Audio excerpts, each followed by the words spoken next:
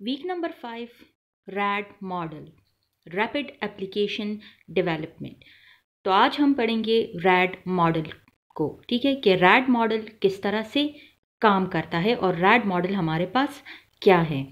ठीक है, जैसे कि नाम बता रहा है, नाम से हम सजेस्ट कर सकते हैं कि रैपिड एप्लीकेशन डेवलपमेंट। ये मॉडल हमारे पास तब इस्तेमाल होता है जब एक कस्टमर को एक प्रोजेक्ट यानी एक सॉफ्टवेयर बहुत ही क्विकली, रैपिडली, बहुत ही कम टाइम में कस्टमर को एक प्रोजेक्ट चाहिए होता है, तो तब जो है रैड मॉडल इस्तेमाल किया जाता है। रैड मॉडल काम किस तरह से करते हैं, आइए इस डायग्राम के थ्रू हम समझते हैं। ठीक है, तो वही 5 फ्रेमवर्क एक्टिविटीज़ हैं जो पहले कम्युनिकेशन की जाती है, कस्टमर से डाटा कलेक्ट किया जाता है। ठीक है, उसके बाद उसी पर जो है टीम जो है प्लानिंग करते हैं। प्लानिंग में क्या क्या होता है कि अब जिस तरह यहाँ पर हैं टीम 1 है, टीम 2 है और टीम 3 है। ठीक है, प्लानिंग में क्या करते हैं कि प्लानिंग के फेज़ में जो टीम है, जो सॉफ्टवेयर इंजीनियर्स होते हैं, जो प्रोजेक्ट मैनेजर होता है, वो क्या करते हैं कि उस सॉफ्टवेयर को जो है उसको मॉड्यूल्स में डिवाइड कर देते हैं, जिस तरह के इंक्रीमेंटल मॉडल में होता था, तो उसको डिफरेंट मॉड्यूल्स में डिवाइड कर देते हैं और हर एक मॉड्यूल जो है वो उस पर अलग अलग जो है वो टीम को असाइन कर देते हैं। ठीक है, तो जिस तरह प्लानिंग के बाद फिर क्या होता है, टीम 1 भी मॉडलिंग करता है, टीम 2 भी डिज़ाइनिंग करता है, टीम 3 भी डिज़ाइनिंग करता है। ठीक है, तो उसके बाद क्या होता है डिज़ाइनिंग में कि टीम 1 जो है डिज़ाइनिंग कंप्लीट करता है तो कंस्ट्रक्शन उसके बाद शुरू हो जाता है, जैसे कोडिंग, टेस्टिंग वगैरह। इस तरह पैरेलली जो है तो टीम 2 भी काम करता है और टीम 3 भी इस तरह पैरेलली काम करता है कि डिज़ाइनिंग करता है और साथ साथ कंस्ट्रक्शन और कोडिंग और उसमें क्या है कि टेस्टिंग कर देता है। तो अलग अलग मॉड्यूल्स को टेस्ट किया जाता है, फिर अलग अलग मॉड्यूल्स को टेस्ट किया जाता है, फिर इन सारे मॉड्यूल्स को जो है इकट्ठा करके इनको इंटीग्रेट किया जाता है और उनकी टेस्टिंग की जाती है इकट्ठे। ठीक है, सारे मॉड्यूल्स को इंटीग्रेट किया जाता है और उसकी टेस्टिंग की जाती है। ठीक है, तो क्या होता है कि ऑलरेडी अलग अलग से हर एक मॉड्यूल जो है वो टेस्ट हुआ होता है।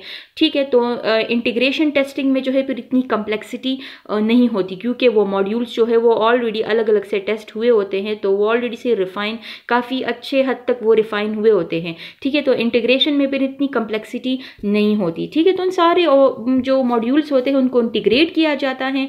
ठीक है, और उन पर टेस्टिंग अप्लाई की जाती है और फिर फाइनली कस्टमर को डिप्लॉय किया जाता है। ठीक है, यहाँ एक दूसरा डायग्राम भी है। ठीक है, जैसे ये स्टेप्स मैंने लिखे हैं 1 2 फिर 3 4 5 6 और फिर 7 और 8। ठीक है, तो नंबर फर्स्ट पर क्या होता है कि रिक्वायरमेंट की जाती है। ठीक है, उसके अकॉर्डिंग जो है प्लानिंग की जाती है, फिर यूज़र डिस्क्रिप्शन। ठीक है, फिर जो है तो यूज़र का काम शुरू हो जाता है। क्या है कि नंबर 3 फेज पर क्या है कि एक बहुत ही क्विक जो है पूरे ओवरऑल सॉफ्टवेयर का एक प्रोटोटाइप बनाया जाता है, रैपिड प्रोटोटाइप जिसे कहते हैं। ठीक है, रैपिड प्रोटोटाइप, बहुत ही क्विक प्रोटोटाइप जो है वो बनाया जाता है। ठीक है, फिर वो कस्टमर को 4th नंबर स्टेप पर वो कस्टमर को एवेल्युएट करते हैं, कस्टमर को दिखाते हैं। ठीक है, कि क्या ये प्रोटोटाइप सही है, कस्टमर अपने फीडबैक देता है कि हाँ सही है, तो ठीक है, इम्प्लीमेंटेशन के 7th नंबर फेज पे चले जाओ, डिज़ाइनिंग, कोडिंग, टेस्टिंग वगैरह करो। अगर नहीं, वो प्रोटोटाइप को रिफाइन करना चाहता है, ठीक है, तो क्या होगा कि प्रोटोटाइप जो है वो रिफाइन होता जाएगा, ये वाला जो फेज़ है ये रिपीट होता जाएगा जब तक कि एक प्रोटोटाइप जो है वो कस्टमर के रिक्वायरमेंट के मुताबिक जो है करेक्ट ना हो। ठीक है, अब क्या है, फाइनली 7-8 दफ़ा दोबारा से प्रोटोटाइप को रिफाइन किया गया है, जो प्रोटोटाइप था वो फाइनली कस्टमर को अच्छा लगा। ठीक है, फिर क्या है, 7 नंबर फेज पर चले गए और कोडिंग और टेस्टिंग का, डिज़ाइनिंग, कोडिंग, टेस्टिंग का काम शुरू हुआ। ठीक है, अब वो भी मुकम्मल हुआ, अलग अलग मॉड्यूल्स में उसको डिवाइड किया, उसकी कोडिंग हुई, उसकी अलग अलग से टेस्टिंग हुई, फिर उन सारे मॉड्यूल्स को इंटीग्रेट किया और फाइनली कट ओवर फेज यानी डिप्लॉयमेंट का फेज, यानी वो कस्टमर को डिप्लॉय किया गया है। ठीक है, अब एक और डायग्राम के थ्रू मैं आप लोगों को यहाँ पे समझाती हूँ कि ये असल में किस तरह से होता है। ठीक है, पहले नंबर फेज पर क्या होता है, कम्युनिकेशन और प्लानिंग की जाती है, ठीक है। फिर टीम 1 जो है वो जैसे टीम 1 और टीम 2 और टीम 3 ये सारे डायग्राम्स बिल्कुल सेम ही हैं, ठीक है। तो टीम 1 क्या करता है, डिज़ाइनिंग का काम शुरू कर देता है। जैसे प्लानिंग के बाद क्या होता है, डिज़ाइनिंग का काम शुरू हो जाता है। तो डिज़ाइनिंग में क्या होता है, बिजनेस मॉडल तैयार किया जाता है, ठीक है, कि यानी बिजनेस में कौन कौन सा डाटा होगा, कौन कौन से प्रोडक्ट्स होंगे, उसके प्राइजेस क्या क्या होंगे, कौन सी चीज़ें जो है वो सेल किए जाएंगे, कौन से इंपोर्ट एक्सपोर्ट किए जाएंगे, ठीक है, कहाँ से डाटा आएगा, कहाँ से डाटा जा रहा है, ठीक है।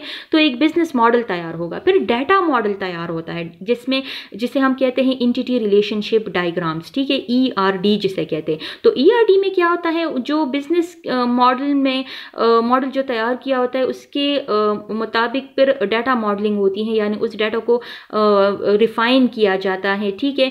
जो डाटा होता है उनके लिए ERD डायग्राम्स बनाए जाते हैं कि ये किस तरह का डाटा टाइप्स है इसमें, और इन डाटा का एक दूसरे के साथ रिलेशन क्या क्या है, यानी एक एंटिटी है और इसके कौन कौन से एट्रीब्यूट्स हैं, ठीक है। तो जैसे कि लेट्स सपोज एक प्रोडक्ट है जैसे फेस वॉश, ठीक है, तो ये क्या हुआ, ये एक एंटिटी है। अब इसके एट्रीब्यूट्स क्या है, तो अब मुख्तलिफ कंपनीज वाले जो हैं फेस वॉशेस उसमें हैं, तो ये क्या हुए, ये उसके एंटिटीज हुए, ठीक है। फिर डाटा मॉडलिंग के बाद प्रोसेस मॉडल तैयार किया जाता है। प्रोसेस मॉडल में क्या होता है, जिसमें हम STD स्टेट ट्रांजिशन डायग्राम्स जो हैं और DFD data flow diagrams create किए जाते हैं कि किस तरह से हमारा जो प्रोजेक्ट है, हमारा जो ये सॉफ्टवेयर है उसमें जो डाटा है वो किस तरह से फ्लो करता है, और हमारा जो ये सिस्टम है सॉफ्टवेयर वो किस तरह से बिहेव करेगा, ठीक है। तो इंशाल्लाह से ये ERD, STD और DFD ये हम आने वाले लेक्चर्स में स्टडी भी करेंगे, ठीक है। फिर क्या है, एप्लीकेशन जनरेट किया जाता है, यानी डिज़ाइनिंग का काम जो है वो ख़त्म हुआ, उस पर कोडिंग का काम शुरू हुआ, फिर टेस्टिंग का काम मुकम्मल हुआ, ठीक है। तो उस पर जो है वो टेस्टिंग इस टीम नंबर 1 ने जो है तो उस पर टेस्टिंग की, ठीक है। तो अब नंबर 1 मॉड्यूल बन रहा है, साथ पैरेलली टीम 2 भी सेम वही काम कर रहा है, ठीक है। लेकिन टीम 1 में जो है वो जो है तो वो अलग काम कर रहे हैं, टीम 2 जो है वो एक प्रोजेक्ट का दूसरा हिस्सा बना रहे हैं, और सेम काम टीम 3 भी कर रहा है, ठीक है, वो प्रोजेक्ट का तीसरा हिस्सा बना रहा है, ठीक है। तो जितने ज़्यादा टीम होगा उतने ही वो मॉड्यूल्स में ज़्यादा डिवाइड हो सकेगा, और इतना एक प्रोजेक्ट जो है वो रैपिडली बनेगा। अब इन सारे जो टीम 1, टीम 2 और टीम 3 ने जितना काम किया हुआ है उस पर अलग अलग से जो टेस्टिंग हुई है उनको सारों को इंटीग्रेट किया है। मॉड्यूल्स आर इंटीग्रेटेड टेस्टेड, ठीक है, इंटीग्रेशन टेस्टिंग होती है और उसको डिप्लॉय किया जाता है, ठीक है। तो अब अगर आप लोग देखें ना, तो ये जो रैड मॉडल है it is combination of incremental model, किस तरह से वही मॉड्यूल्स में जो है डिवाइड हो रहा है, ठीक है। पैरेलल प्रोसेस फ्लो है, यानी जो मॉड्यूल्स जो इंक्रीमेंट्स में डिवाइड हुए हैं उन पर पैरेलली काम हो रहा है। ये प्रोटोटाइप मॉडल भी है, क्योंकि पहले कस्टमर को जो है प्रोटोटाइप दिखाया जाता है, और ये आइट्रेटिव भी है नेचर में, क्योंकि दोबारा कस्टमर को बुलाया जा रहा है, उसके फीडबैक्स को कंसिडर किया जा रहा है।